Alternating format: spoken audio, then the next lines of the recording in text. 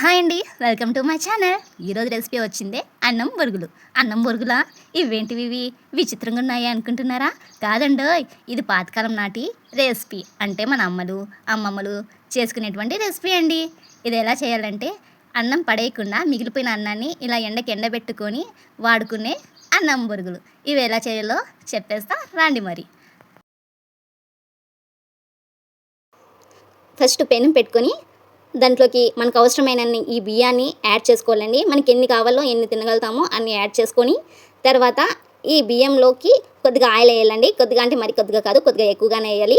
లేదంటే ఈ బియ్యం అనేటివి ఎక్కువ కలర్ చేంజ్ అయ్యి గోల్డ్ కలర్లోకి చేంజ్ అయ్యి తర్వాత మాడిపోతాయండి. అలా మాడకుండా వైట్గానే ఉండాలంటే మనం కొద్దిగా ఆయిల్ ఎక్కువ వేసుకోవాలి. తర్వాత కొద్దిగా సాల్ట్, మనకు తగినంత సాల్ట్ వేసుకోవాలండి. మనం ఎంత తినగలుగుతామో అంత సాల్ట్ వేసుకోవాలి. సాల్ట్ వేసుకున్న తర్వాత కొద్దిగా అటు ఇటు గెంటి తీసుకొని కలుపుకోవాలండి. కలుపుకున్నాక మనం ఇంకేం లేదండి, ఎక్కువ ప్రాసెస్ ఏం లేదు. దీనికి సింపుల్గా అయిపోతుందని ఎవరైనా చేసుకోవచ్చు. రాని వాళ్ళు కూడా చేసుకొని ట్రై చేయొచ్చండి. సింపుల్గా అయిపోయే రెసిపీ అండి ఇది. తర్వాత కొద్దిగా కారాన్ని యాడ్ చేయాలండి. కారం అనేది స్టార్టింగ్లో వేస్తే అది మాడిపోతుంది, అడుగంటిపోతుంది. అందుకనేసి నేను లాస్ట్లో యాడ్ చేస్తానండి.